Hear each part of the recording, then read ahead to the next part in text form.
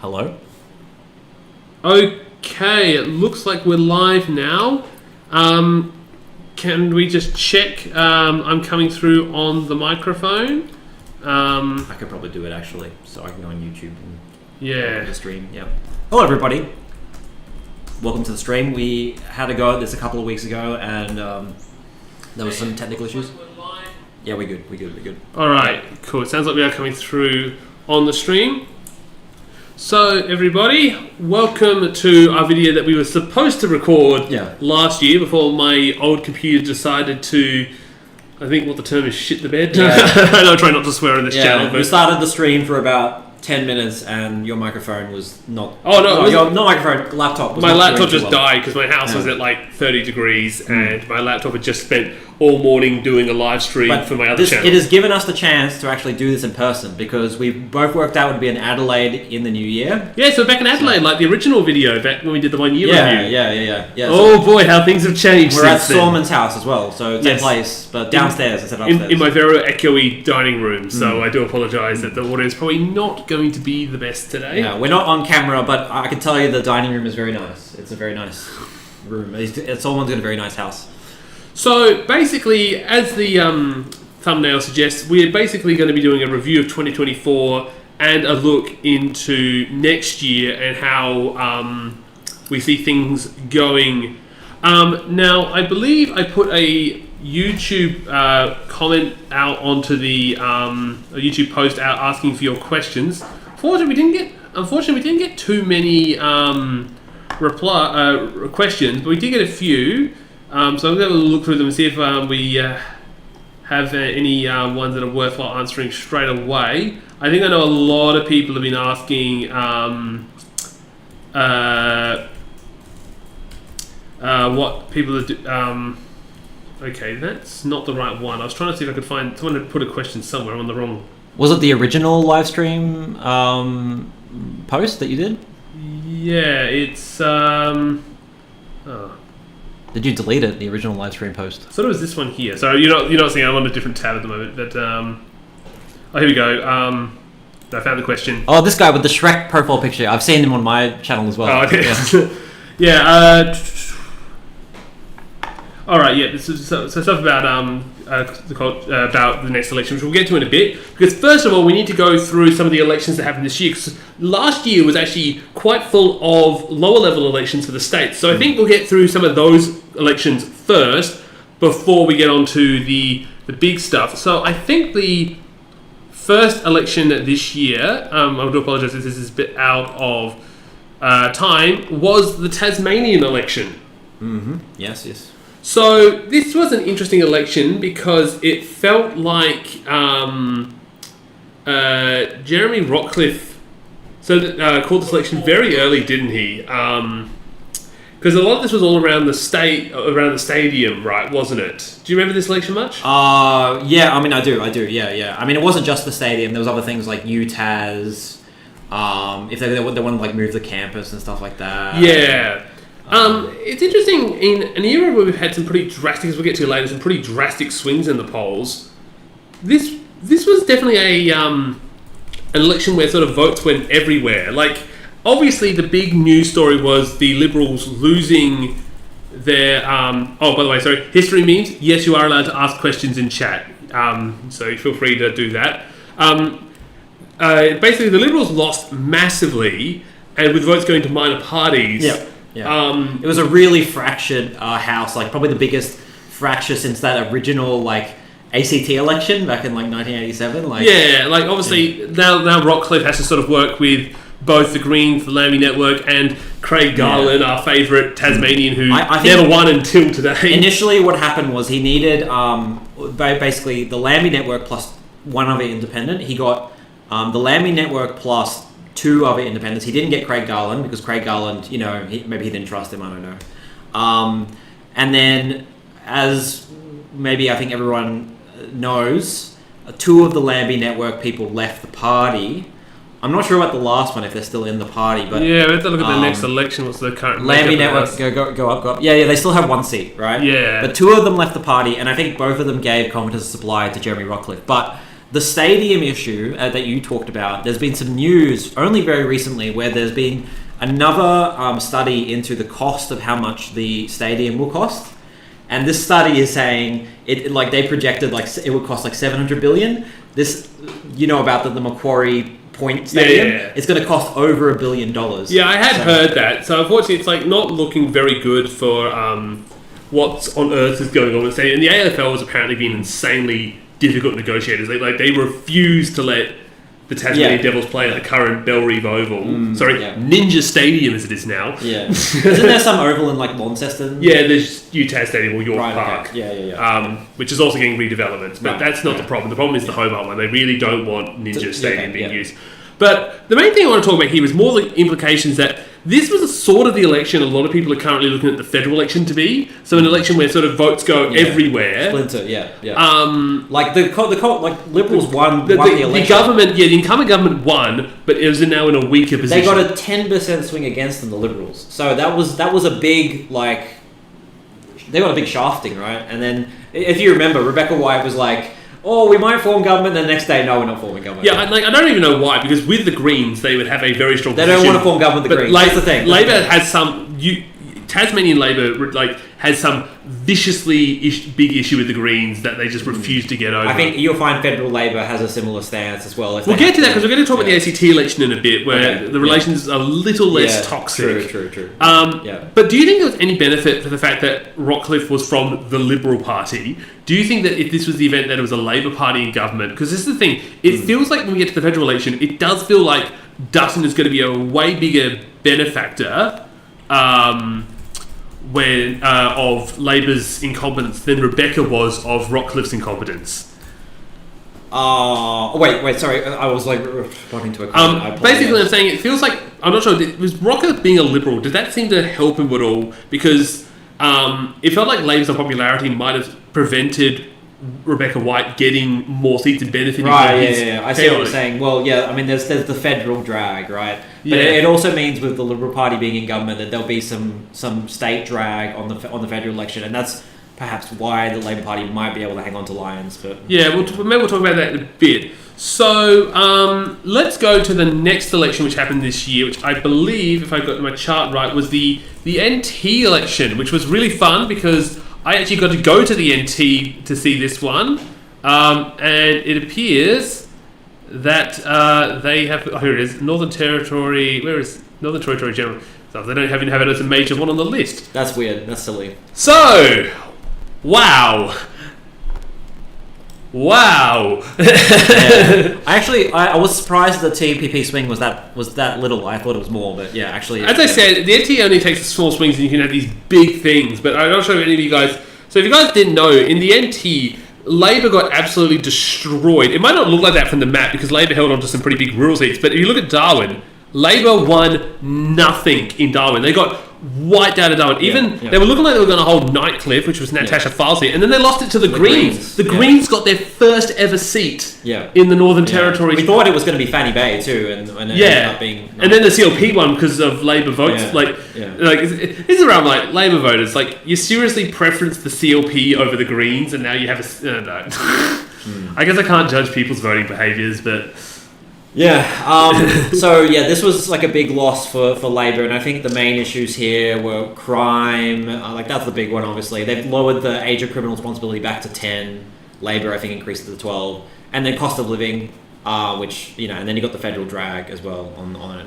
Yeah, and I got a chance to talk with Eva Lawler and Leah Finnicchiaro. I wasn't big on talking with Leah Finnicchiaro because she was busy with some other things. But Eva Lawler definitely gave the vibes to me that, because for people who don't know, Labor went through two leaderships. They went, I think, Michael Gunner was the chief minister for the last election. He retired because he was tired from COVID.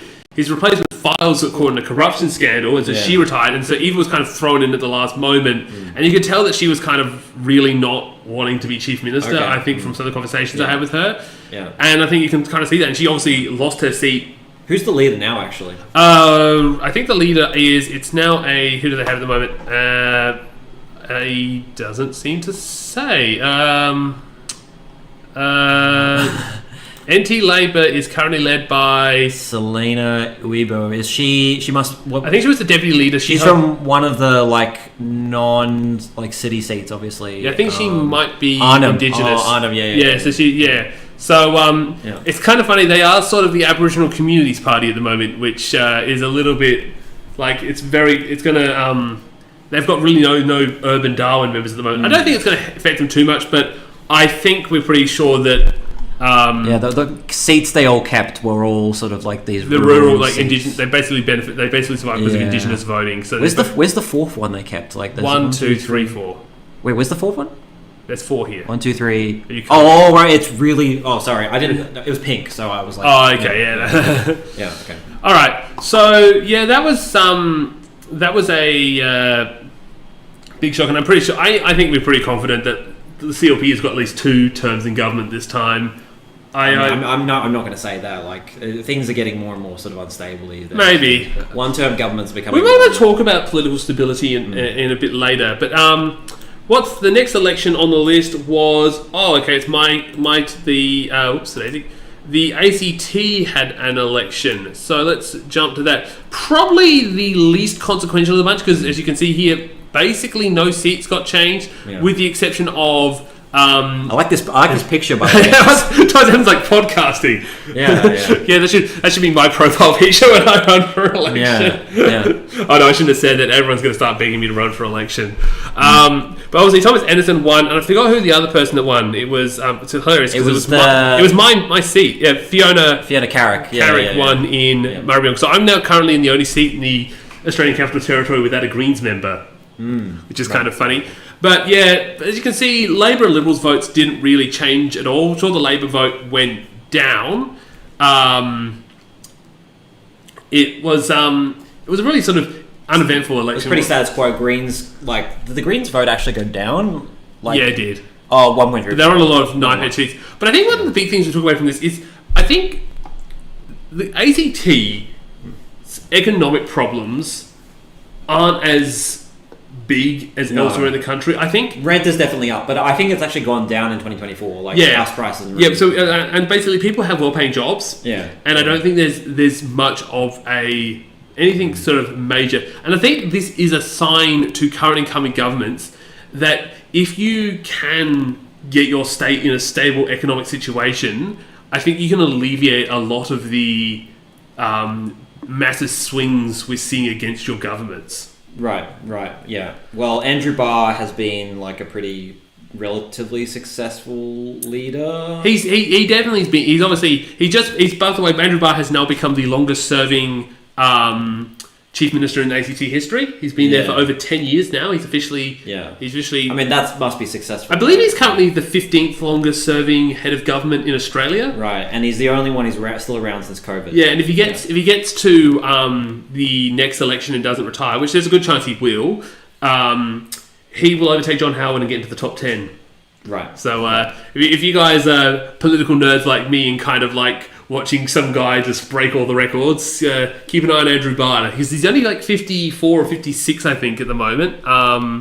So there's a good chance that he could still choose to stay on. But the main difference is that the Greens are no longer... 51! Jeez, he is really young. Yeah. The main difference is Greens are no longer in a coalition government with Labor anymore. They're now in a conference of supply agreement. So a slight change. Yeah. Do they still have ministries? Yeah. Oh, they do. Okay. The ACT actually doesn't have local government, so they basically act as both a territory and local government. I heard about that. Yeah. There's been calls to expand the ACT. Well, seeing as the Canberra's basically closing in with Tasmania as having more people, which the day Canberra has more people than Tasmania is the day the Commonwealth gets absolutely exposed, because basically Tasmania will have 12 senators just by having less people than the ACT, which has 2, and so. That'll be a constitutional question and a half. Apply to an House Senate, indeed. Yeah. All right, but obviously, I think the big election last year. We'll get to the international one. I know what you guys are thinking. We're going to talk about Australia because we're going to need to talk about the Queensland state election, and it is a weird election to talk about in some respects, because the narrative to take out of it is quite frankly, Labor got smashed. Would you agree? Like, Labor lost their root, they've lost their hold on the rural areas. Like, I think they got wiped out in pretty much all the rural seats, with the exception of a few. I wouldn't say smashed. They won 46% of the two-party preferred. 2012 levels of... Well, obviously, that's slightly different can of worms. Well, actually, majorly different can of worms. But what's weird is not only was there this big swing, but there's also this weird narrative that Labor kind of saved the day. Well, it was because earlier in the night there was sort of like a bit of a red mirage, and Labor weren't appearing to do as badly as expected. But I will say, in like Brisbane itself, not like North and South Brisbane, like Brisbane itself, Labor only lost one seat, and that was Capalaba. Every other seat Labor maintained, so they did really well in Brisbane, given the circumstances. So it was. Everywhere else. Do you find it funny that in the NT they lost all the seats in the state capital? Sure, yeah. And only won the rural ones. And in the Queensland they lost all the rural ones. Interesting. Yeah, it is interesting. Yeah. So, like, the idea that Labor is uncompetitive in the rural regions, I don't quite think it's not a clear cut that Labor's lost the countryside. Well, I mean, the trend is that Labor is not doing as well in sort of the regional areas as like that sort of like identity that Labor once had as like being, for the coal miners is sort of getting eroded away gradually. Because they've lost it at the federal level, obviously, because they've lost all their coal mining seats in Queensland on the federal level, but they were at least holding them. And they were for a while, yeah. It'll be interesting. Like, I think one of the opportunities that Labor has now is obviously they're now the opposition, and so now the LNP has to.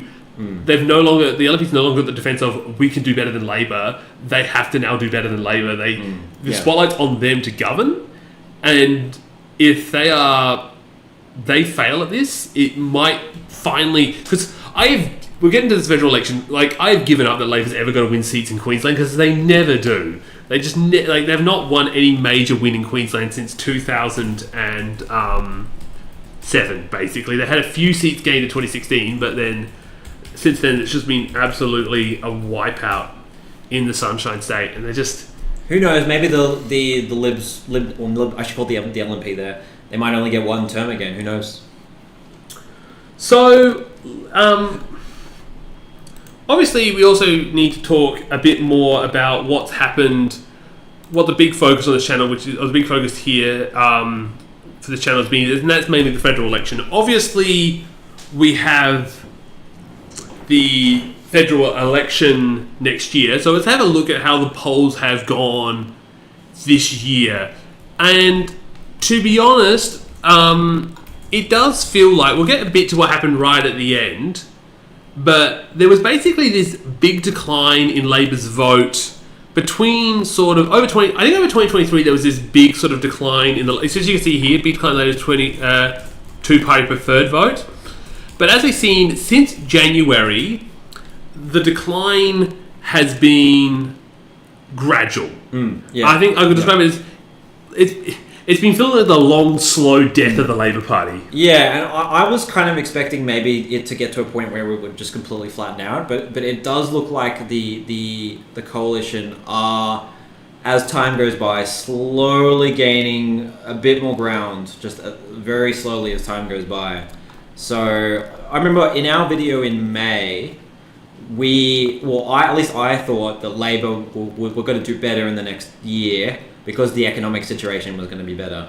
I don't think things have improved economically as quickly as we expected they might. Some people were talking about an interest rate cut by the end of the year. That didn't eventuate, for one. And like, I think... I don't know, like, normally a government, I've been told time and time again, normally a government around the election starts to bring back the margin. Maybe I'm thinking I'm thinking too early, because I would thought there was going to be some point around here where people, because one of the ones that definitely got me a bit by surprise, and maybe being Canberra shields me to this, fuel prices. Fuel prices have often been a go-to metric of how good the economy is doing, and for the most part, in Canberra at least, fuel prices have been really good. Like, I've sometimes been paying as little as like $1.70 to $1.80. That's not really good, like, in terms of what we had a couple Well, it of had years previously ago. been at $2 before. Sure, I'm talking at the Yeah. places that I go to that normally could be up to $1.90, $2. Seeing them a solid 10 to 20 cents cheaper. Yeah. And since 2020, inflation has increased by 20%. So you would expect the petrol would be more expensive on average, just because cost of everything has gone up. So yeah. Also, let's have a look at some of the questions we got. Keep an eye on the questions. We got a question earlier about teals, but Yep. do you want to talk about teals? Well, let's have a look. I just want to mention, if you would look at this poll, this chart that we got up right here, you can see this duck at the end for Labour and this rise for the other vote. The other vote is, again, it's only been ahead of the Greens for a couple of times this term, and at the moment the other vote has ducked ahead of the Greens. So, and then, One Nation has also been up this term. One Nation has increased by 2%, but right in the last couple of weeks and months, Labour has been doing particularly badly. They're going under 30%. By the way, the worst person has basically said that he has said that the petrol prices aren't really going down elsewhere. Like, obviously, what I'm seeing is just a unique thing. Yeah, I'm in Adelaide. Maybe so are you. Like, the cheapest place I could find here is like $1.67 or something. I think Costco is like $1.66. Yeah, so, well, that's a bit different because that's a members thing. But that's because the Australian dollar at the moment is really low. The Australian dollar is like the worst it's been in 5 years. So that's what's driving that more than anything. Anyway, as we were saying earlier, we've seen this big decline. Well, it looks like there seems to be a bit of a big drop off right at the end of the year.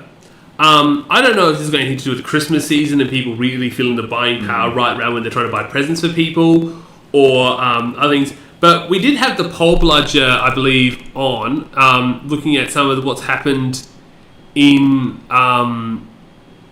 nationally, and we've sort of seen the change of votes since the election. One of the topics you were saying, I think we had it somewhere, was the breakup of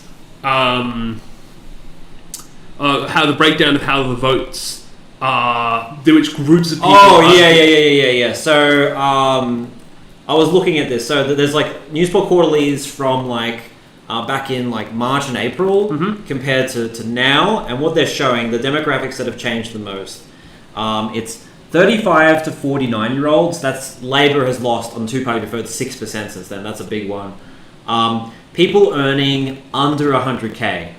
So those people who are earning more than that have stayed pretty flat since March, April this year. People earning less than that have gone to the coalition. And it is going to the coalition.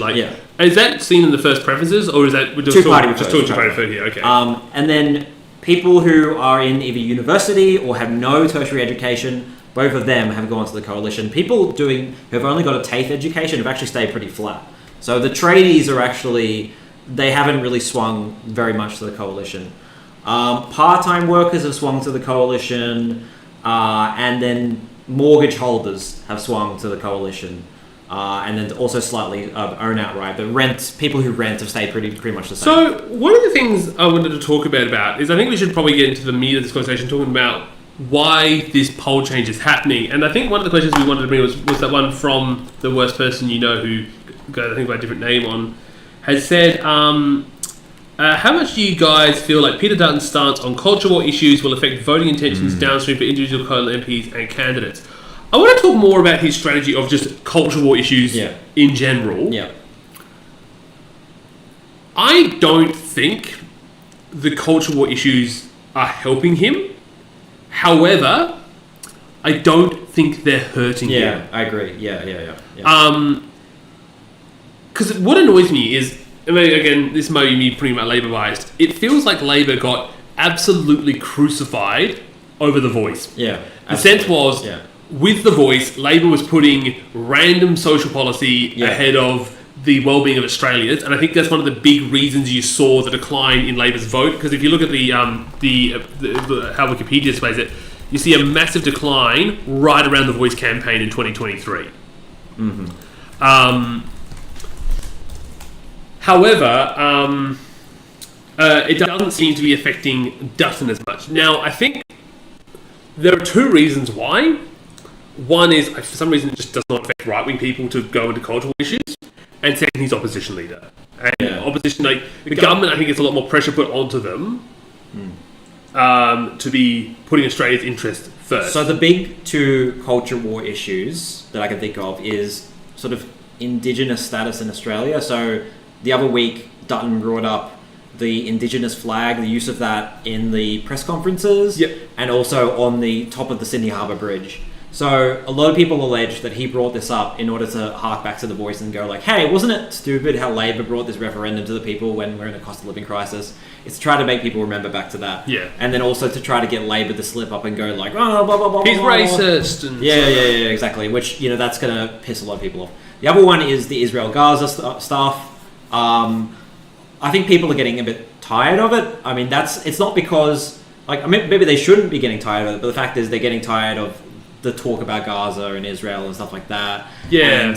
And like the whole like synagogue thing, it's like, oh, this keeps on going, this drama keeps on going, can't we just get it, can't we end it, can't we get rid of it, I'm sick of this drama. And Dutton is sort of playing into that by keeping on bringing it up. And I'm not sure if it's controversial. Like, the big issue I think facing Labor in this situation is, in some respects, Australia is not a major player in this conflict.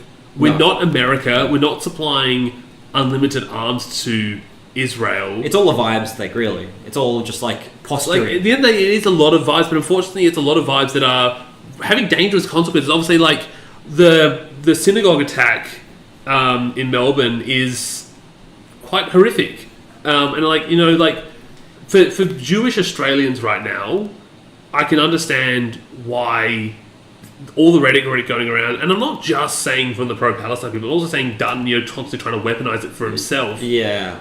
I think, though, that it's a bit rich to say that it's got something to do with, like, recognizing Palestine as an independent country. It's got nothing to do with recognizing Palestine. I think they're absolutely using it for, like, as a political weapon, which I think is atrocious as well, Yeah. Like, obviously, a terrorist attack like that is atrocious, but using it as a weapon like that, like, that's...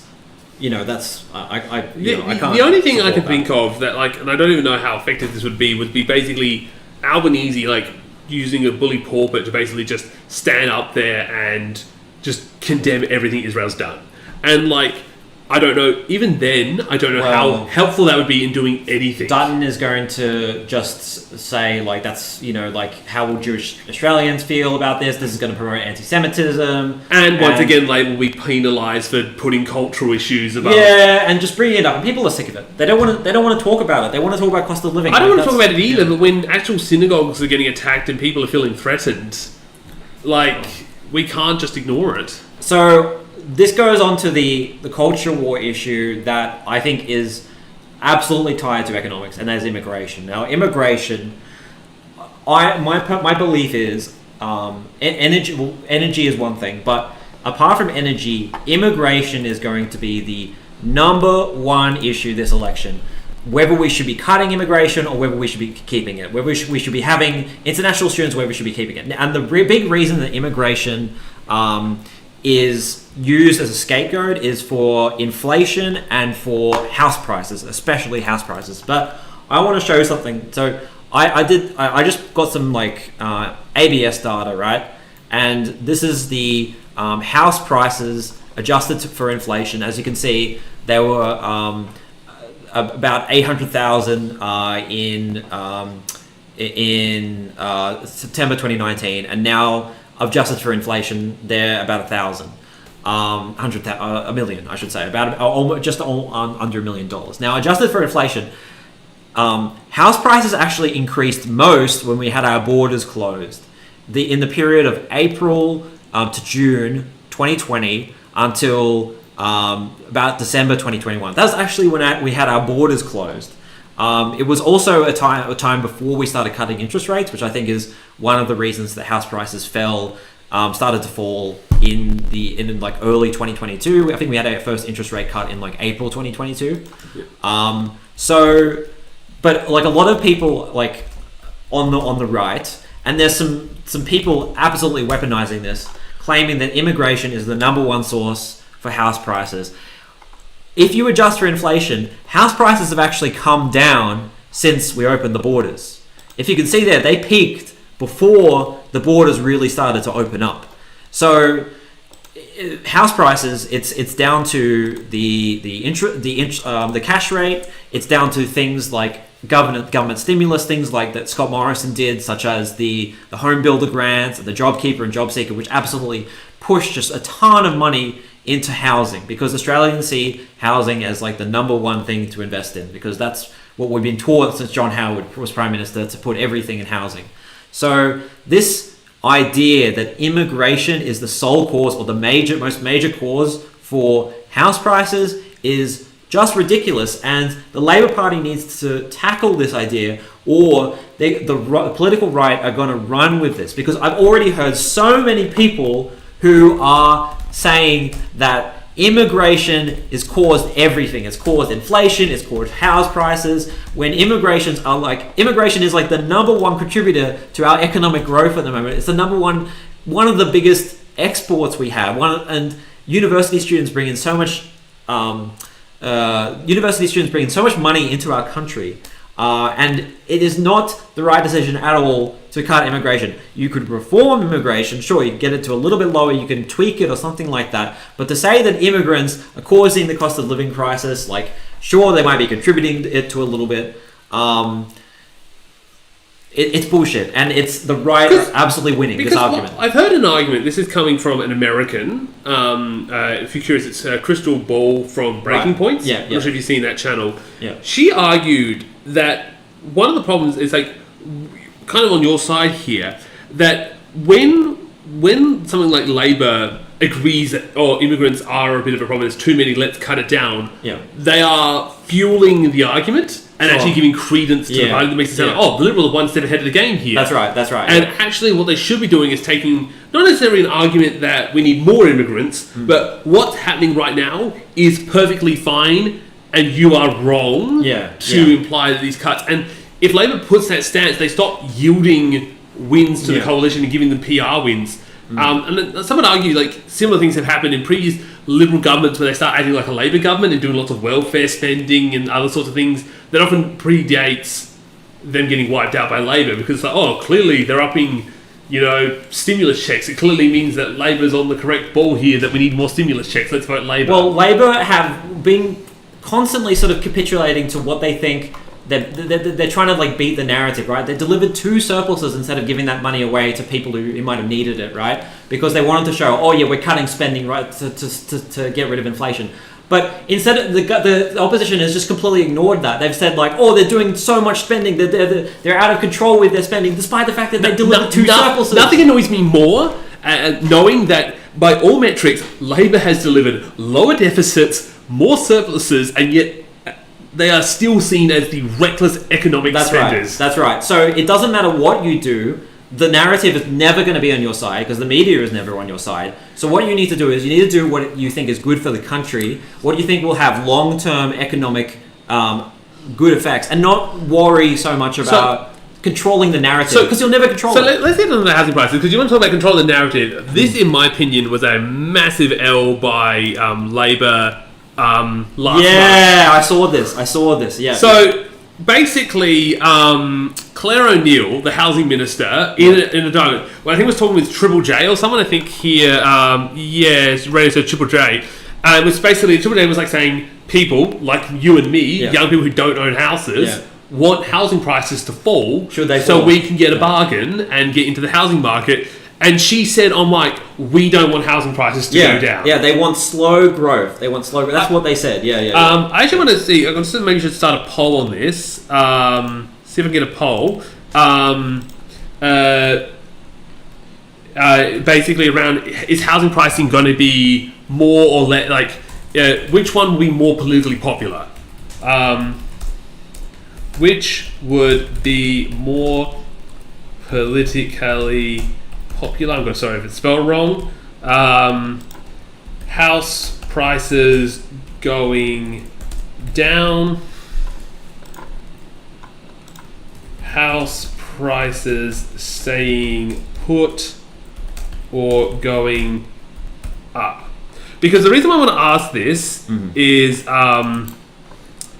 because it's really difficult to see at the moment. Oh, have I gone? Have I put too many? Oh, I've got too many characters. That's why. Yeah. Stay, or just say put stay put or go up. There we go. Okay, whatever. Okay. Because it's interesting. I do not know if we. I think we are reaching a point where we will see peak renters and peak renters or non-house owners. I'm just not sure we're there yet. Just based on the fact that the Liberals are polling so well, despite really not being there for renters. Although you said yourself, apparently polls show in the renting market swings to the coalition. Yes, yeah. Well, no. Those ones are staying mostly put. Oh, okay, it's mortgage holders that are swinging to the coalition. Yeah. And so, it's where I'm looking at Claire and her statement here, going, she clearly seems to think the mortgages, the landlords, the homeowners are still the ones with the majority of the cards, not the renters. Look, I'm going to be honest here. I voted on your poll, and I actually voted for that house prices staying put or going up is actually more popular. It's because 66, basically 2/3 of our population either own a home outright or own a mortgage, have a whole home and a mortgage. Right? But here's the thing, right? Surely a lot of those homeowners are people who have owned homes, paid off their mortgages years ago. To which do housing prices affect them? The only way I see it affecting them investment properties. is if they're trying to sell. Well, they have investment properties, but even if they're not going to sell, knowing an asset that you hold is going to go down is not appetizing. Yep. Whether or not you are going to sell or not, or if you're going to live there until you die, it doesn't matter. Yeah. But look, I will say that not everyone, obviously, not 2/3, not everyone wants housing prices to go up out of that portion, because there are people who are worried about their kids, if they'll ever own a home. And I know people who actually do have a mortgage that say, I'm happy for the house price to go down. Because as you said, they just want somewhere to live. They don't care about selling it or something like that. They've got a mortgage now, but that's they paid the price for the house. It doesn't matter anymore. Yeah. But the one advantage with the mortgage, right, is if you buy the house at $1 million and it drops to 800,000, you could have bought the house at a way cheaper price and been paying way less in rent, which is the one. I will admit that's a spiteful reason, but it could, go, oh great, had I waited I bought literally at the worst possible time, which unfortunately, whenever the house prices go down, which I think they will eventually, there's going to be some poor bugger who bought it at the peak. So if we go back to the chart again that I had it earlier, just briefly. So house prices actually, compared to inflation, actually have gone down, which is why maybe some mortgage holders are a little bit ticked off. And I think a lot of that is because of the interest rate hikes. But as you can see here, what Claire O'Neill wants to do, which is house price growth to go up slowly, is actually happening. So since around the end of 2022, house prices have gone up compared to inflation just very, very slowly. So they're getting what they want. The problem is that a lot of people bought their houses around this period of time. I don't know if you can see the mouse on the screen. Yeah, but, okay. Oh, wait, no, you can't. Sorry. Okay, well, they bought when it was high. Peak around September. The big mountain. End of 2021. Late 2021, right? A lot of people bought houses then, early 2022, and compared to inflation, the mortgage that they took out is not actually, their house is actually valued lower than then. So they're stuck with this mortgage, interest rates are going up, their house is actually worth less, they're pissed off, right? And then who do they blame for it? Well, it's easy to blame immigrants, because you think more people means more demand, which means house prices go up. That's like the basic thing that people like Peter Dutton and Pauline Hanson can go after. And I guess one of the other problems is, and I want to move away from that, so we can't spend all our time talking about this. One of the solutions to the housing crisis is to build more houses, obviously. But one of the concerns is, I think one of the places that has been successful at building houses has been Perth. But the problem is it comes with a real big problem of urban sprawl. Like Perth has really bad urban sprawl. So I think this article from WA Today, and this is the concern I have for a possible, if the Liberals were to win, I could see them basically incentivising all the farmland around Melbourne, Sydney, Brisbane, just be opened up for just unlimited property development, Yeah. and like we'll be back to square one. But a lot of the time, it's they just buy the land and hoard it. It's not even that they build houses on it, which is the unfortunate thing. And of course, I dropped an inappropriate word when I described properties like this in a previous live stream. What's this? Sorry. Joe talked about the different housing types. I think during the the Queensland election or something, or the ACT election, and I dropped the R slur on. Oh, okay, yeah. Okay, so I just want to talk briefly about Western Australia. So Western Australia is the weird case where actually since earlier this year, Labor have actually improved on the two-party preferred. Federally. Yeah. Okay. So they're actually behind on the two-party preferred which is weird because the Keep the Sheep campaign came out of. Well, maybe people obviously it didn't do anything. But the fact wow, right wingers discovering activism does nothing. WA's economy is doing really well. The state government is giving out lots of handouts because they've got these massive surpluses because of mining, right? The WA is doing really well. Their per capita income per capita is up. Like it's Tasmania and WA. Those are the places where people are doing well economically, right? So the big swings that we are seeing from these polls, from these News Poll quarterlies, is in one state. I mean, there's a little bit in New South Wales, but the state where we're seeing an absolute shafting for the Labor Party is Victoria. Victoria, they're down 6% on the two-party preferred since April this year.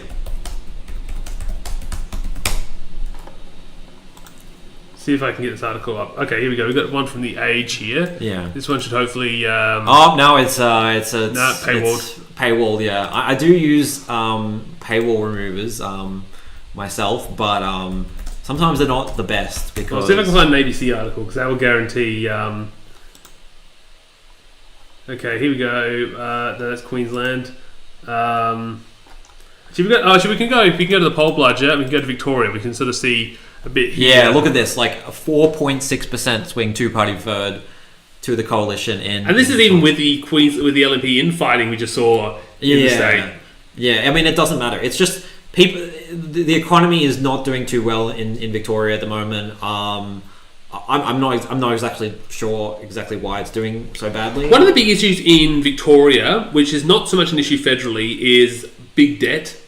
Like Victoria's embarked on an insanely ambitious construction spree. And look, on the bright side, it has been way ahead of time and fast. Like Victoria has, with the exception of a certain airport rail link, their Sky Rail project has been insanely successful. The problem is it has come with a huge price tag. Right. Like they've chosen to value time and efficiency over cost. Which you could argue maybe is benefited in the long run. These projects could have possibly, if you went for cost, you could have ended up being more expensive. But the fact they're just doing so much, and I think one of the problems, and this is me theorising a bit here, I think they've often been hamstrung by unions that have been sort of demanding very high wages and costs for these projects to be built. Now, obviously,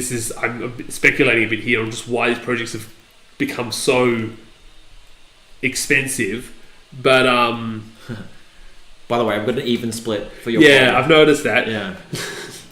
So 50-50 on going up and down. I'm not incredibly surprised about that. I'm wondering whether people on that are voting based on what they want, because I want passive prices to go down. I didn't vote for what I wanted. We're voting what we think Australia wants.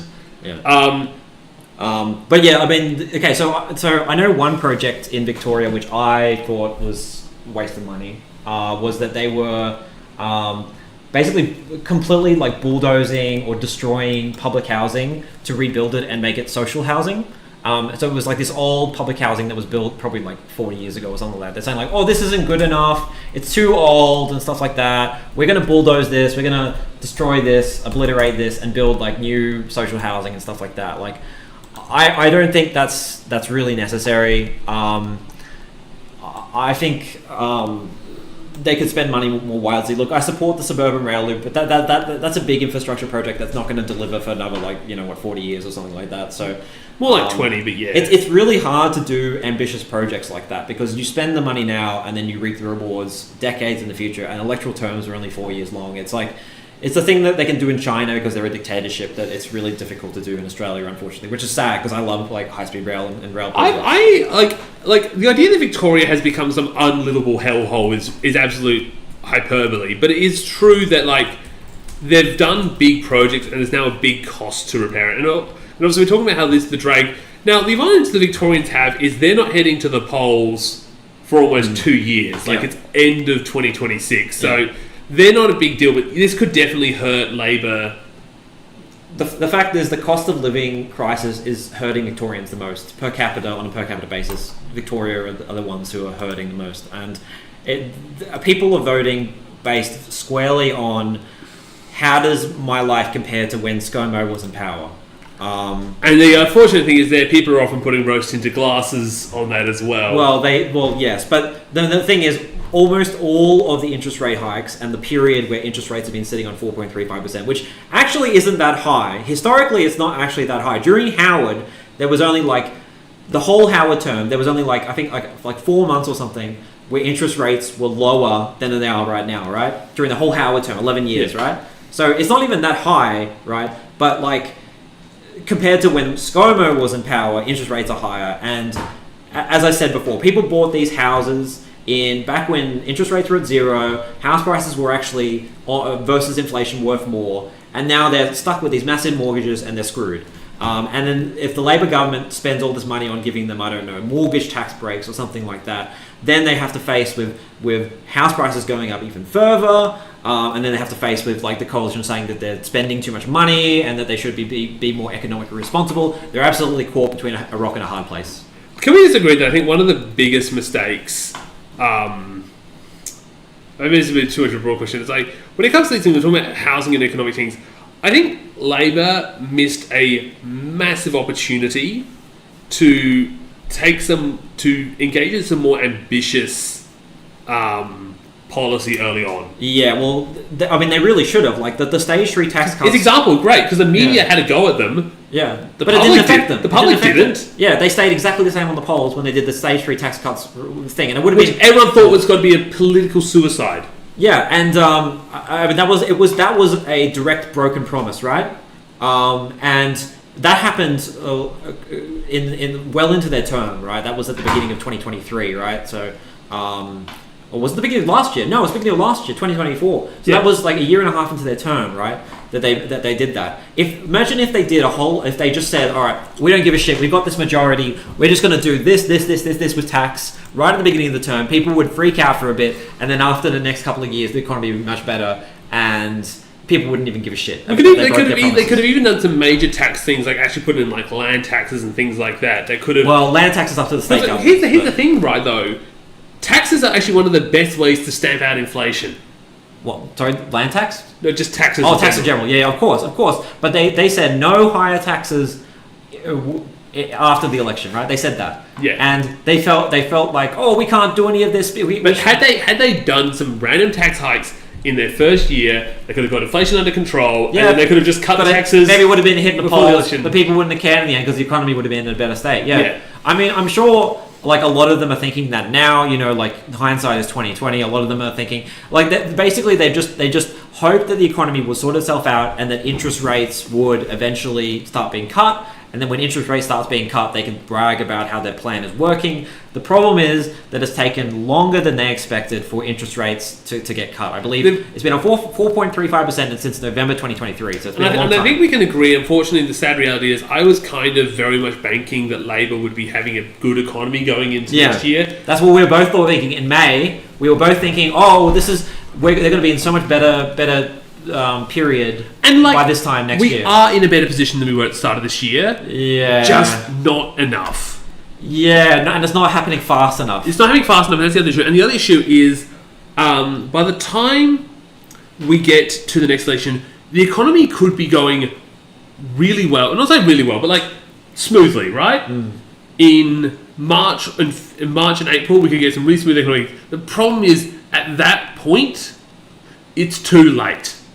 Labour will be stabbed with bad economic managers. Yeah. However, if there is an interest rate cut at like the 1st of April and they have election in May, they can at least brag about that. So Yeah, and like, look, we've seen like budgets and stuff around elections possibly can swing. Like, a lot of people will credit Scott Morrison's pre-election budget in 2019 as one of the reasons he won. True. Yeah. So that's another question for you. Will they go to a budget or not? What do you think at this point in time? They're definitely going to bring a budget. Okay. What if by a Hail Mary the RBA cuts interest rates in February? Will they go to an election in March? And WA would be pissed off because they would have like campaigns at the same time, probably. So, but they would do it because it's worth the risk, probably. Like if they do we think a rate cut is going to happen in February? No. No. Even if it did happen in February, it probably won't. If there was a rate cut to happen, I wouldn't be surprised if the rate cut is actually really small. Well, it would be really small. But it's a tiny rate cut. But it's enough to show that their economic plan is working, in inverted commas. Yeah. And that's what they need. They need like signs that what they're doing is working. Because at the moment, people are looking at like these numbers and saying like, oh, inflation is still, I mean, it's coming down, but it's still over the target levels, in inverted commas. And they're looking at their bills. At least if they see like more interest rates coming down, cash rate coming down, they can say like, oh, okay, maybe Labour is actually, doing stuff. But I don't think it's going to come down in February. I think you're right. I think there is going to be a budget at this point. I only recently thought that they weren't going to go to a budget, but I've been thinking about it, and I think they have to go to a budget. I think they have to take a bunch of election sweeteners to the election if they have any chance of actually doing well at all. Otherwise, they're screwed. They need to come out and say like, we're gonna have a deficit anyway. It's time to spend, and they're just gonna. And especially if there is an interest rate cut on the 1st of April, actually it will be before the budget will be before that. Yeah. But if there is going to be an interest rate cut, they think there's going to be an interest rate cut. That's another excuse to just spend, because they're saying the economy's back on track and they can afford to spend. I do think a rate cut would be good for them, but I'm just not sure it's just going to be enough. Like, I'm worried that I think a lot of people, as they say time and time again, a lot of people make their minds up during an election. During the term, and I think maybe you can swing enough swing voters around the election. I'm just worried that like if enough people are cemented in how they're planning to vote, a rate cut at the end might not be able to do it. But again, I could be wrong, because obviously 2019, Morrison's budget in some respects, because they were supposed to lose that election. Yeah, I think they're going to go to a budget and they're going to offer a bunch of things. Like they'll do the energy rebate again, probably. Maybe there'll be some kind of mortgage tax relief thing. Yeah, Solomon's laptop is fans going on. So yeah, I'm going to possibly close a few tabs, see if that helps the. It's a good laptop though. So oh my goodness, it just keeps going up. Is it like yeah, the fan or the temperature or both? Yeah, I'm just a little worried right now. Whoa. Hey, it's a good thing if the fans are adjusting to things happening. Yeah, it's just getting me a little concerned that like. All right, looks like it's peaking like housing prices. Do you want to have a look at like specific seats now? Have a look at we won't go on about it forever. Oh, we can just look at the pendulum. Did I accidentally close the seat map? Talk about the seats. What was the website called again? It was called. Just go on the pendulum. That's better than. Yeah, you're right. It should have it on that article, the 2025 one. Yeah. Should be there somewhere. No, they don't like putting the pendulum here. No, it should be up somewhere. Where is it? Go control find pendulum. Maybe you'll find it. She should be in the results, I think. Is this for the previous result? Here goes results. That's the. Oh no, I just go to post-election pendulum. There's a file that slows down computers that Windows auto installs called System32. Just delete it and you're good, Solon. Delete System32, Solon. Yeah, this is a Linux. Nice try. So unfortunately, it's the annoying one here. I'm not sure I can get it to show. The Doesn't Liberals, matter. We don't, say it's down the bottom. We don't need it. Like the Liberals aren't going to lose anything. Like we were talking about maybe Deakin or something or Sturt. Sturt's still in play. Yeah, I mean they're doing all right in SA. Oh, there's actually, still a swing against them. Like there's still like a 1 or 2% swing against Labour. In SA. Yeah. In SA, yeah. So, like I still think they'll keep Boothby, but I don't think Deakin or Sturt's happening anymore. Yeah. Do we like? I want to ask you one question. Do we think? Oh yeah, the Anthony Green pendulum. Yeah, you should go on that. Here's what you do. Go to Paul Bludger. Go back to the homepage for Paul Bludger. Just go paulbludger.net. Yeah, there we go. Go down. No, go down. Keep it going. Don't go down. Yeah, go down. Sorry. Yeah. Now click there. Stop there. Now go here. Earlier post, and then go Anthony. Click on that. Click on that first one. Yeah. Here we go. This is what we want. All right. I'm going to ask, and I think the question we want to see is: do you think Labour can get some sort of like post-election, pre-election bump through the campaign? Like, do you think it like? I don't know how to say it. Like, do you think we're at rock bottom for Labour, or do you think the floor can still fall out from under the party? Because I guess until now, I never thought Labour could get. I always thought Labour was a 35 to 40 party, and then they dropped to 33, and now it's really looking like they will not hit 30%. Or only might just get there, and then that's it. Yeah. Like. But primary vote doesn't matter as much anymore, you know. With this others vote, it hurts their legitimacy. They won a majority of 33% of the vote last election, right? Their legitimacy is already looking shaky. Yeah, that's what I mean. Like if this was a party that wants to have like the idea that they definitively won an election and have a mandate, they really need to win more than 35% of the vote. Well, it doesn't matter because it will all up to be. I mean, if it's a hung parliament, it will all up to be who these independents choose to be in government. Oh, a good question. Alien News, do you think that the effect of migration in increasing housing prices has increased support for? Alien Abyss, you must have missed it. You might want to go back a bit because we had a whole talk about housing prices. Look, I think some voters are very happy that their house prices have increased. Most aren't. But look, if you're in an economy that's doing well and your house prices have increased, that's when you're happy. When you're in an economy that's doing badly, but then you're locked out of the market with housing prices, that's when it's a problem, I think. Yeah. So it's sort of like a mixed bag because there are a portion of the population who are very, very pleased when their housing prices go up, and they're very happy with the government. But as I discussed earlier, the big swing against Labor in this past year has been people on mortgages. So it's people who are basically paying the price for the houses that they bought probably during the big boom in 2021.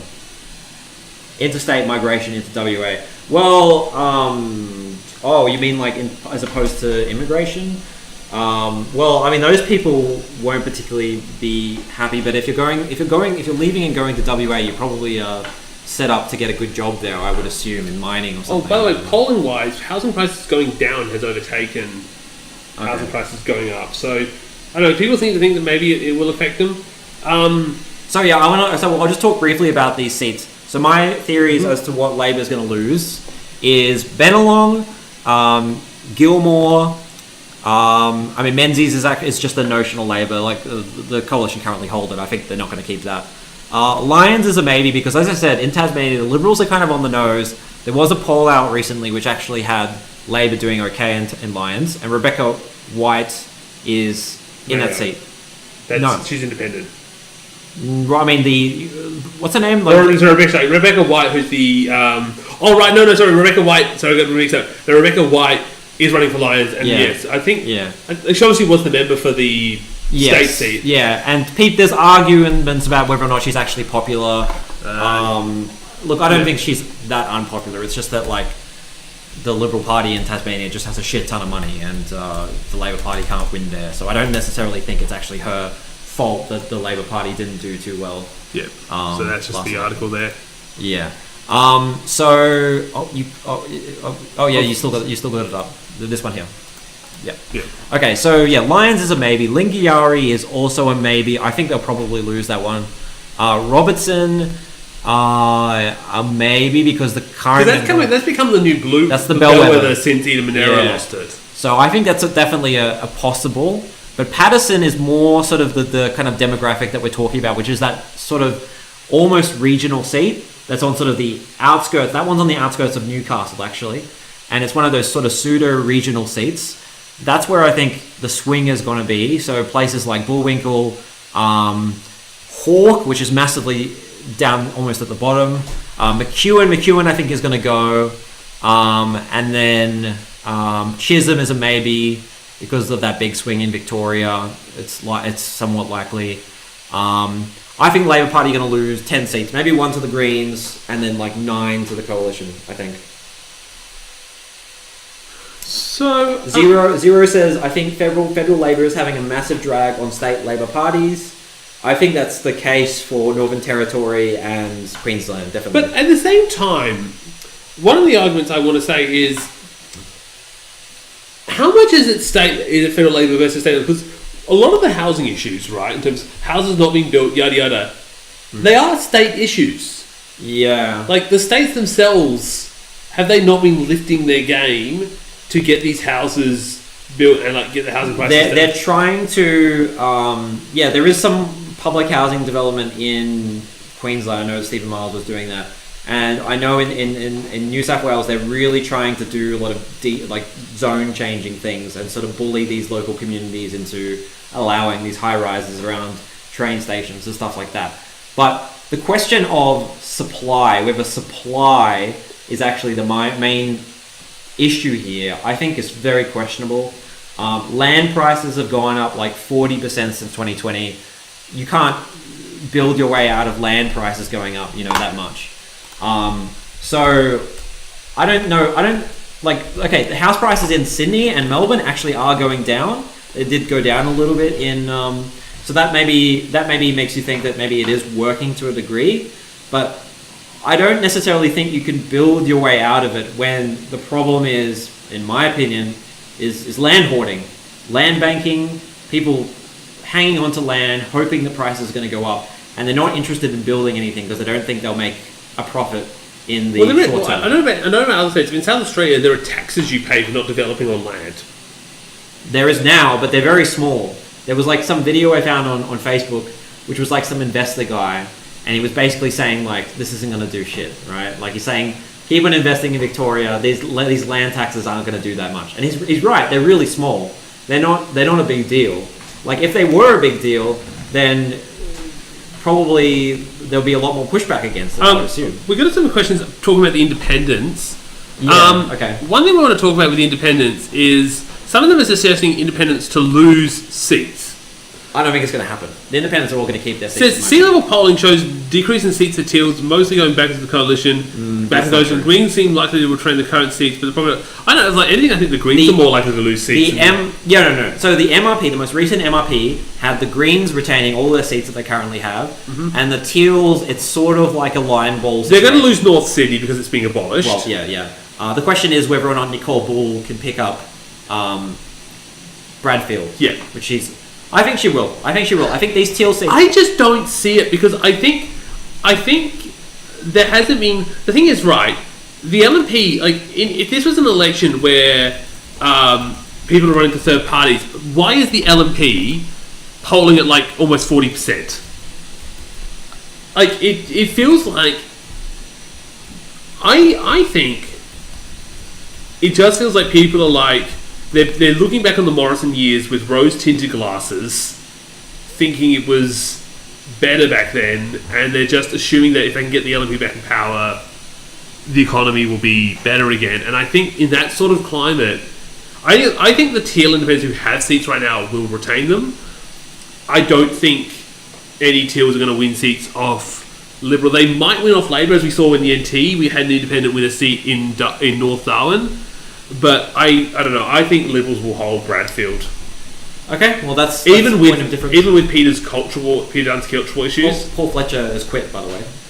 True, actually, there is a change member. And I think they're going to be that Mundine guy running. You know, the Oh, really? anti-voice guy. Wait, seriously? That's what I've heard, yeah. That's the candidate. If they do announce him, you might have changed my opinion on that. Really? You think he's going to be bad for that? Well, he lost Gilmore. Was he the candidate for Gilmore? I thought that was Andrew Charlton or what his name was. Anyway, so yeah, look. The Teals are in these rich inner city seats. He's announced his intention to run for the. I think he's announced he's interested. So this is my vibes, right? So, and this is sort of going into sort of what we're seeing internationally, right? We have the upper classes of society moving to the left. We have the lower classes, working classes, moving to the right. That's what we're seeing internationally, right? These Teals are pretty much like, they're like a proxy for a left-wing party if you don't want to vote for a left-wing party, basically, Yeah. right? They've got very progressive policies, except they have this air of sensibleness or some shit. I don't know. Like, apart from a Labour spender who actually is basically just like a liberal. But the rest of them pretty much are... They're getting this demographic of wealthy, progressive people who probably aren't being hurt as much by the cost of living crisis, who voted for The Voice, who are maybe worried about whether or not their kids can ever afford a home, but they're not so worried about their own financial situation that they have to vote, to stop like negative gearing or being changed or something like that. These are the kind of demographics which are not heading to. They're not like pro-nuclear. They're not heading to Dutton. They're not falling for the immigration BS, right? They're not going to Dutton. So seats like Bradfield are like one of those ones where I could actually see the Liberals losing it, but I can absolutely see the Liberals gaining really surprise seats like Werriwa or Macarthur in Sydney's west, or Hawke in Melbourne's west, or Bruce in Melbourne's southeast. Yeah. So there's going to be some surprise wins for the coalition, but Bradfield is the kind of demographic that is not moving towards the coalition. Didn't move towards the coalition in 2019 when ScoMo won that miracle election. It didn't move towards the coalition in 22. Absolutely not. I do want to mention something though. Someone's asked how about Daly and Fowler.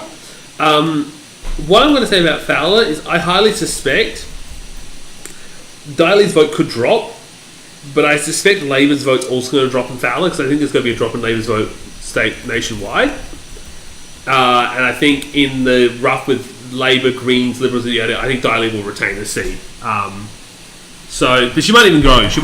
She's popular. I don't know if you know a bit more about Fowler because you're from Sydney. I don't know. I just assume that she's popular. I don't know if you've read local newspapers. The MRP points to her retaining the seat. So she's probably going to retain that. Should be fine. There's some other independent challenges, mostly in regional seats, actually. One area I do want to talk about, whether or not how much of an issue it's been. See if I can find an article on it. See if I've got the... here it is. I think one of the issues that might be affecting the government's performance at the moment is corruption. Now, I don't think corruption is going to be an issue in the sense of this government's corrupt, hence why I'm not voting for them. I think it's going to be much more an economic, housing prices, fuel prices, cost of living, that's going to be focused. But I've wondered a little bit if one of the problems why the government is seeming out of touch is because obviously we heard last year the National Anti-Corruption Board, for starters, has no high-profile scalps. We knew the Liberal government was up to so much rubbish in their last few years in power, and yet no heads have rolled, no charges have been made public, and then worse, it's found out that the head of the commission is, didn't do his proper due diligence on the robo-debt scheme. He said, this isn't worth looking into, when it clearly showed it should have been. And it was showing that there was probably a... And then he was told he should resign over this, and now he's like, it would undermine the commission. No, you remaining is what's undermining this. I used to use the NACC as like an example of what Labor done, that the coalition had done. Yeah. The NACC has really turned into somewhat of a joke. Remember, they passed it with the coalition support. The coalition, and they probably knew that it would be weak, right? And that's why they passed it. And this is just an example of how weak it is, So, yeah, the issue of corruption clearly hasn't been tackled to the degree that a lot of Australians have wanted. And that's, again, something the Teals ran on and can continue to run on. They can say, like, hey, look at this knack. It didn't prosecute people correctly. This is why you need to vote for us to keep this government to account. I just don't see the Teals having any reason to lose their seats. Like, people say, like, oh, people didn't like Scott Morrison or something like that. Like, yeah, sure, Scott Morrison was unpopular, but it's not like Dutton is that much more popular. Like, he's gotten more popular, sure, but like, I just don't think it's going to happen. I think the Teals are all going to retain their seats, and I wouldn't be surprised if there's a challenge from a Teal in another handful of seats, maybe Barara or something like that. So the coalition are not going to be looking at winning back Teal seats to get government. They're going to be looking at the outer suburbs. That's what Dutton's plan is. I think it is working to a degree. I think this outer suburbs theory is working to a degree. The MRP polling is showing that. I think it's gone. The Teals are gone. I was actually glad you mentioned a bit about preferred prime minister.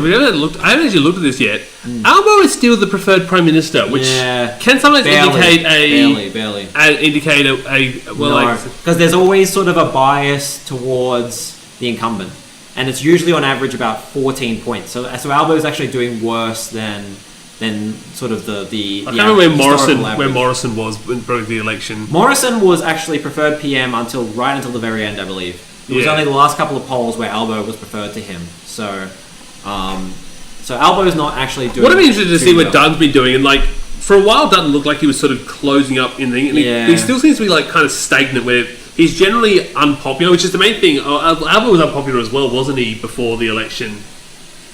Yeah. Well. He was unpopular before the election? Yeah. You mean before last election? Was that? You mean was he approved or disapproved before the election? I couldn't remember. I think it was sort of like kind of like No, people didn't really care. I'm gonna have to check. Now very much people don't approve of Albo, but before the election, I think it was sort of like. What do you think? What do you think has caused people to hate Albo? Do you think because they see him as dithering and not interested in doing anything about the cost of living crisis, which I do not blame. Albanese's was predominantly dissatisfied right until the. So was Morrison, yeah.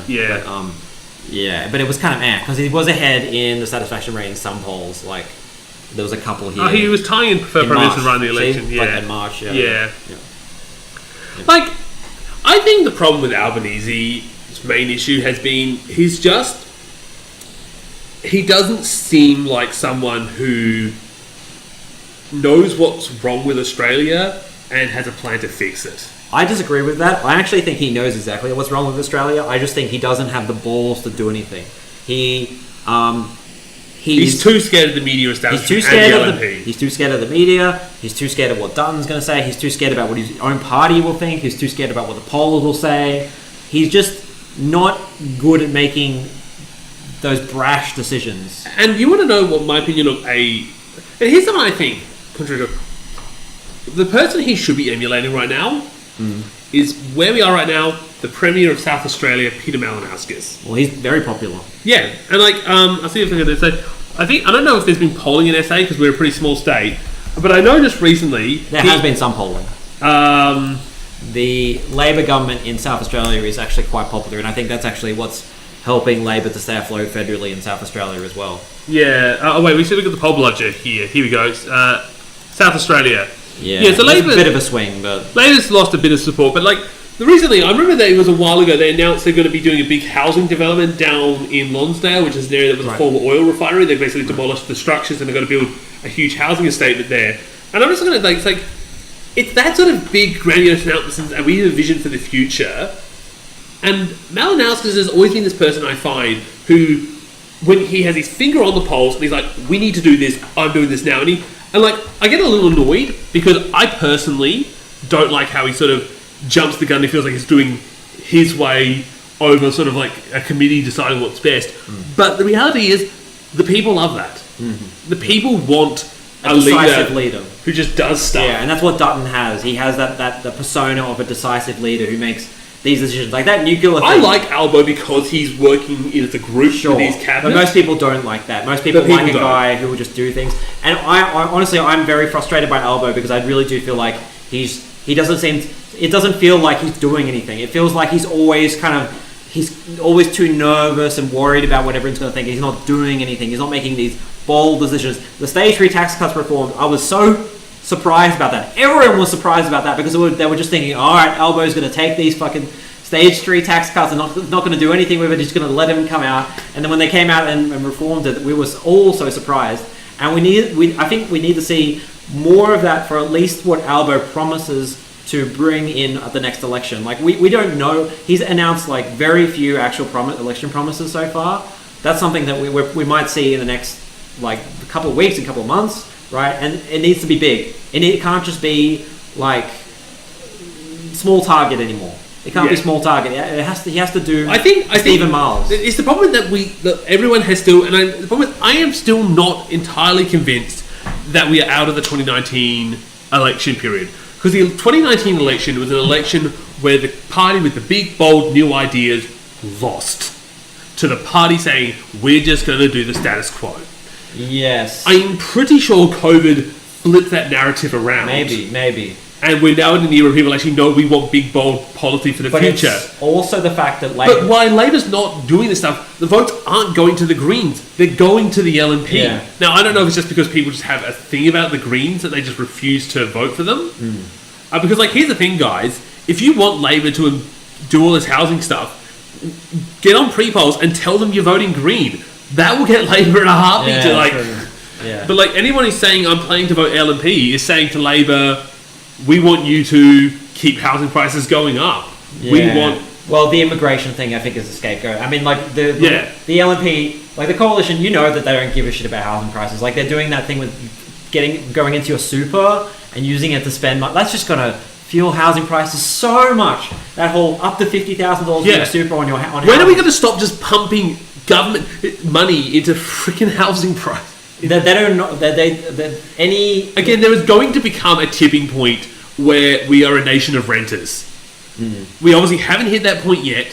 It's either that or we're just going to have to embark on WA style urban sprawl home ownership till we've basically eaten up all our prime farmland. Home ownership is going down. So I think Labor needs to take sort of big policies to this election, but it might already be sort of too late for them. We've got a question, by the way. Yeah. What do you think of the effects would be if Albo announcing a Republican referendum before the election as a campaign? That would be so bad. It's electoral suicide. That would be so bad. We fundamentally are not in that space. People don't want a distraction anymore. We want no social policy. Yeah. We don't want a voice. We don't want a Republican referendum. We don't want discussions on changing the flag. Yeah. We don't want discussions on Australia Day. Here's the big problem, though. This could tank a Dutton government if he does win the next election. That, like, if he does put himself around all these cultural issues, right? So he could be in a position. There's one thing we haven't talked about this whole video, right? Yeah. It's the N word, nuclear. How is it going to go? This is the thing. Dutton has announced this big, bold nuclear plan, right? This is like, it's a strongman thing. It's absolutely a strongman thing, saying like, all right, fuck everyone. I don't give a shit. We're doing nuclear, right? And then it's not just like we're releasing the ban, right? We're pumping hundreds of billions of dollars of taxpayers' money into this. How is this going to go down? The costings to be revealed. Like a uranium balloon, which is heavier than a lead balloon, by the way. Look. I think that the coalition are usually really good strategists, right? So they probably have some focus groups which are saying like, well, at least it's something, right? At least you're trying to do something, right? That's the whole idea, is that like Albo is doing nothing, he's dithering, we're doing this big bold nuclear plan. But will this be accepted by the electorate? Will they eventually come round? So I'm a little hesitant to talk about this because, spoiler alert, this is possibly the topic I was thinking of using for my first episode of Capital Chat when I get onto that. Yeah. Which, by the way, if you guys are interested in Capital Chat, I'll probably be starting that when I get back to Canberra. So we'll probably skip the first few weeks while I'm still in Adelaide. But to try and summarise a bit of what I'm going to talk about, hopefully, in that video, the thing is, right, nuclear sounds cool, and I can understand people interested in it because France is the go-to example of a country that has met its zero fossil fuel emissions thanks to nuclear. But it fundamentally just does not work. For starters, Australia has tons of open, untapped space where we can put solar, where we can put wind, which we don't need to do. Yeah. Nuclear is supposed... What people don't understand is nuclear is not the permanent solution.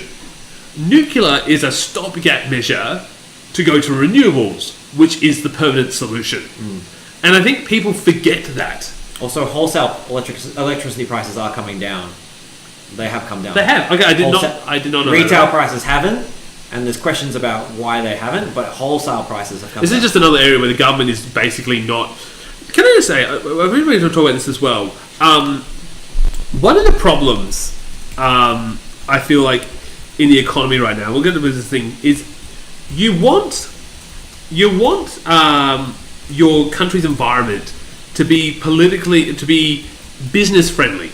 You want to promote businesses. That's why governments like Venezuela that just continuously change. Like, actually, we're shutting you down, and we're going to prop this guy up, and they're doing that all the time. No one wants to do business there because you never know if your assets are going to get seized. The problem is we have taken this to the extreme of political lawlessness, where we don't want to enforce laws and business practices because that might scare businesses away. Yeah. I actually think you actually have the inverse effect, because if you make yourself politically lawless, no one's going to do business there because another business might, do dodgy practices and shut you down.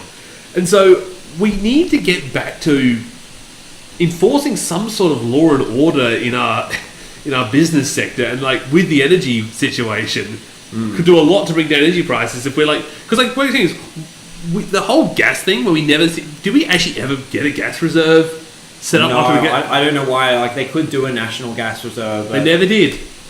Maybe Labor's worried about the gas industry. I'm not exactly sure why they haven't done it. It's a very popular policy, I think. It's in WA, obviously. But I guess I have got a bit sidetracked a bit from the nuclear debate, because I've heard mixed opinions from the rural regions. I've heard some people saying, rural people are loving the idea of having nuclear power plants in their city. They're totally fine with it. But on the other hand, I've also heard rural people hate the idea, and there's no indication that the national MPs are angry about it. They seem to be just as... David Littleproud seems to be... No, they were the ones backing it, I'm pretty sure, in the first place. Yeah. So, it doesn't... It's funny, because these are the same people that complain about wind turbines. Yeah, I know. Ruining their fields. But I guess the difference is that... The coalition pushed this one. In the nuclear power plants they're just in one location. They don't spread all around. You have minimal transmission wires, right? And then with renewables, it's you've got a side here, you've got all these transmission wires, and you've got farmers complaining that, the transmission wires are being forced through their property because where else are you going to put them, Yeah. So... you try to put them along the roads. I think that would be very awkward, but I'm sure that you could, but I think it would be less direct. So there's some sort of simplicity about nuclear energy, which I think is people find appealing. That it's very similar to coal fire power in terms of you just have sites and minimal transmission, and I think that simplicity is what is appealing to a lot of these people. But there's every single report I've seen by every expert says we don't need nuclear power in Australia. We only need renewables. Electricity prices will come down if we continue investing in renewables, and we don't need hundreds of millions of dollars in taxpayers' money to build something when we have when we got these giant budget deficits on the horizon. Yeah, and when we have so much sun and wind in this country. What do you think of the fuel excise? I know no major party wants to remove it, but I think it would be great if it's gone. Well, remember last election... We're trying to disencourage people from driving cars. But remember last election, just before the election, in the budget, ScoMo halved the fuel excise for 6 months. That was such a bullshit election sweetener, right? Do you think Labor might do the same thing again? I think Labor's too honourable. Probably. I'm going by based on guys, Labor has frequently chosen to lose an election as opposed to playing dirty. The only one I know who played dirty was probably Paul Keating, And I don't think they have that sort of play dirty mindset. I don't like the Labour Party. I'll just tell you guys, and I'm not a complete leftist. I'll say that. But when it comes to the Labour Party, you could say that they're honourable. I'll say that they have no spine, right? And they wouldn't do something as cheap as what ScoMo did. But also I need to remember the media's on the Liberal side. That's right. When the Liberals do something cheap, Scott Morrison's cutting fuel excise. When Labour does something like that, it's like Labour playing dirty. Cynical, election. Like they've already shown you news articles about the cash splashes done by Frydenberg versus the cash splashes done by Chalmers, and like how much glowing the newspaper articles are around. Yeah. So fuel excise. It's not going to bring in as much revenue as the future goes by. As if we have more electric cars, we'll have to do something about it. It's sort of an interesting tax. I don't have like a huge opinion. I've thought about it before. I don't have a huge opinion on it. But it's meant to be the pay for roads. So why do we have toll roads? That's a statement. As someone who's never driven in Sydney, Hojo Hideyoshi says, we need to do Dutton quickly. We can't let him stay around. Well, the thing is, I think he's going to be around for a while because I think there's going to be a minority government. I think Labor's going to be in charge in a minority government. Dutton's going to crap on the Teals for supporting Labor, which is probably what's going to happen. Labor will form government with the Teals. And Dutton will stay as opposition leader for another 3 years and hope that Albo shits the bed and hope that the economy gets worse. I think that's probably what's going to happen. The reality is, let's actually talk a bit about the future. Yeah. Because let's just go with the two scenarios. Let's start with the Labour scenario. So we're going to just do a future prediction to end up this video. Yeah. Let's start with a Labour government, right? Yeah. Labour, we're just going to assume minority because it's the most likely. Yeah. It won't be with the Greens. Let's talk about... So it won't be a coalition or anything. It'll just sort of be... They won't ask for the Green support. They will avoid getting Green support. It will all be Teals. Either way, the economy should theoretically improve. But I think as we've seen time and time, we go back to the Great Recession, surely the economy improved since 2010. It never improved enough. Yeah. And house prices could end up going up again even more when the interest rates get cut as well. Yeah. So I don't like. A part of me was thinking, if Labor can get past this hurdle, are they going into the next election in a much stronger state? Or are Labor? I think this is the. Yeah, I'm just putting it on here. Yeah. Strong election polling. Oh wait, that's for the 2022. Oh, you're right. We want the 20. So, do they go into the next election in a stronger position than they were like in this election because like the economy will be a bit better? Yeah. They would have had 6 years to serve the direction of the country. And hopefully they won't promise like a small target thing. They'll promise actual things. So if they do get a government, they'll actually have a mandate to deliver a bunch of stuff, and they won't say things like no tax cuts under the government I lead or something. Also, no extra taxes. Like you really hope that it gets some more ballsy action, but like. I don't know, it just feels like the Rudd Gillard government all over again. It just feels like they're going to get to a minority government. They're not going to be able to regain the message. Like, some would argue that Julia Gillard just lost because of the carbon tax. Like, had she not done the carbon tax, she might have won 2013. But, like, I don't know. Like, Albo doesn't seem to be changing as a person. Like, if anything, the best thing I think if Albo wins the next election would actually be to resign a few months in, resign shortly after the election, and then get replaced by someone who's better at... Like, the problem is... Well, I disagree with you, actually. Yeah. I think Albo, I get the attitude that he's playing the waiting game, and he's just waiting around for things to improve, and he can make his, move, and then he will actually start trying to do things that he really wants to do. I think maybe I'm giving Albo too much credit, but I think perhaps if he gets the chance, he might actually be able to deliver on a lot of good change. But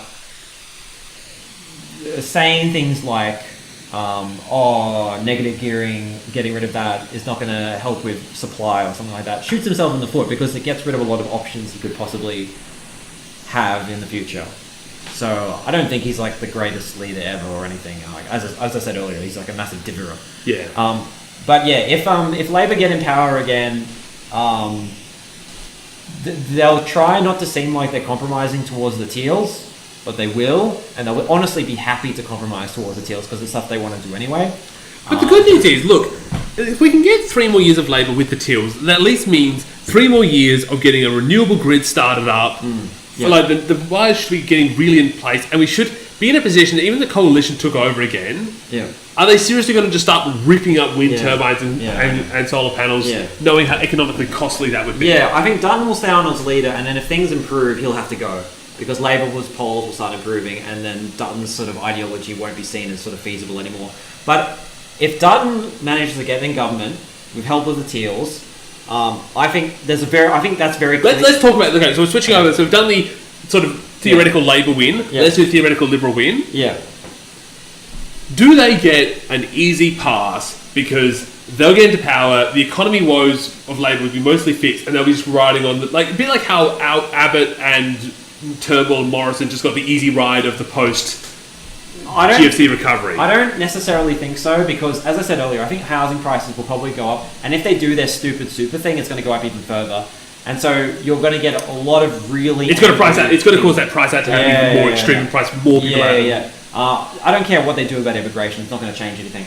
And it could crash the economy. What is going to happen is they're going to try to do a lot of policies.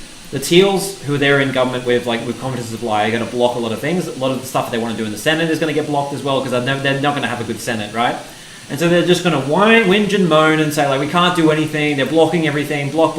Labor's blocking everything. We want to fix the country, and I can't do anything. And then they'll go to an early election and hope that they can actually get a majority somehow in an early election. And then the question would be, would they be able to win that one? Because I think Dutton is going to be another Abbott. In the sense that we think, surely it can't be worse than what we got right now. It is worse than what we got right now. Because I think Dutton is another hard right ideological conservative. He's going to pass the part of the staging tax cut that Labor got rid of. He's going to pass that immediately. Yeah, he doesn't care. He's going to shoot the debt up, although no one's going to care about it because the media won't report on it. Your housing prices will spike. Immigration might cause a shortage of labour, which will again... I don't think he's actually going to go through with the immigration thing. He's going to say, I can't do it because X and Y got in the way or something like that. Yeah. It's not something he actually wants to do, really. It's all... But also, he might also... I'm not sure how much if he's a bit more political crafty than Abbott and not get bogged down in, because what killed Abbott was his stupid things like the Knights and Dames saga. Yeah, he's definitely smarter than Abbott. You think he's smarter than Abbott not to get caught up in... Because, he could start... Because he could start, trying to, pass them... Could do because what's happening in New Zealand is a good example. We have was it ACT or something? One of the parties in the right-wing coalition is trying to pass a treaty, a law which is redefining the Treaty of Wangaratta or whatever that indigenous treaty is. Yeah. So they're sort of trying to do an anti-voice. Yeah. I think they're trying to get rid of the Maori seats, which are these seats and I'm just that is going to just make you seem like you're the cultural. I think Dutton is smarter than Abbott, but not as smart as Scott Morrison. And I think Dutton, if he does somehow get a majority government, I think he'll last longer than Abbott. But I think the wheels will come off pretty quickly when the economy is doing even worse. But let's hope we not get to that. We don't get to that point, because I think if we get to that point, Australia is just going to be even more screwed, in my opinion. Do you think that if Albo went to this election with his more historic leftism, he could get more appeal as a proper alternative, or to Dutton's more polarizing rightism? I think we've spent the whole time saying yes. Yeah, well, I think he needs to grow some balls. I think the time for divering is over. He needs to grow some balls. He needs to actually announce some actual, some policy. Don't care what the media says. Don't care what Dutton says. You have an army of social media people that will happily promote your agenda if you push it. And I think people can see past the media BS. But I think he needs to offer something to mortgage holders. I'm suggesting a mortgage tax credit. He needs to give something to mortgage holders. Otherwise, he's not going to win the election. That's his big problem at the moment. People who have mortgages. As much as I don't like it, perhaps do the fuel excise. Cut the fuel excise for 6 months, or... again, energy rebates are always good. Well, that's probably what's going to happen. I mean, there's going to be something in the budget. It's not just going to be a week. I'm not entirely sure there's going to be like long-term stuff. Like everyone's like, oh, we need people that have vision of the future. It's like I've yet to see a government with like a party promising visions of the future win an election. So should we just answer one more comment and then I think we're going to wrap it up here. So each major party gets so few seats because Clive Palmer picks up enough seats and we'll see a Liberal-Labor grand coalition. This scenario is 100% realistic and only a fool would think this is a fib. I think we're going to call the video off here. I think I think the worst person you know has got it exactly right about what's going to happen. Interestingly, just we come to then, housing prices going down has reached 61%. It has gone up the whole time. So people are really now. Also, I think we've got a younger audience here who probably don't own houses. So I think it might be a bit biased, but it is interesting to see the results. But again, I'm just wondering, like, the Greens just are not showing. No, the Greens, their strategy has not been as effective as honestly I thought they would be. So I did too. Yeah. Like, I think Adam Baird is going to get spilled after the election, replaced with Max Chandler Mather. That's my bet. That wouldn't surprise me because he's done a better job. Because I think housing is their best bet over like Gaza or something like that. And Max Chandler Mather, I heard, was the one who forced the Greens into supporting those Labor housing policies, which actually he had talked about shit about before in the past, but he was the one who said, "Oh, we have to support this, otherwise we're going to get wrecked." But either way, I think we can't stay chatting all night, so I'm going to finish it up there. Thank you guys all for joining us. I know the visuals haven't been the best on screens. It's been more of an audio podcast. Yeah, it has. It's been very much a podcast, preparing for what is to come, perhaps. But hopefully you guys have seen. We'll obviously be doing some more coverage as we get closer to the election. We'll be doing some more preview stuff. I think our next video might be possibly the 1 month out from the election when Albo calls it, whenever that is. Obviously, we've also got the Western Australian election coming up soon. But I think it's all going pretty smoothly. Otherwise. There was some international elections, but we're an Australian. Yeah, I think enough people have talked about the US. I had the US and UK on the list in case we wanted to mention about their impacts on Australia, but enough people have already said that. And I actually watched a video by, I think it was JJ McCullough, who was like he's really happy to see some YouTubers like talk about their own country's politics over America, and like I hope to be that sort of channel. So I'm glad to see that. And look, at the end of the day, the other day, I kid you not, I was following a guy called Mr. Lone 98 who does a bunch of like little YouTube short videos. Commented on his video and he replied with, "Thank you, I love watching your videos." So it's always good when you randomly find out other AusPol YouTubers who you didn't even recognise, who you thought didn't know you, end up they do know you. Maybe you'll meet him on a bus one day too. Alright, with that being said, I'll say goodbye to you all. Alright, see ya. Goodbye. I got the wrong channel.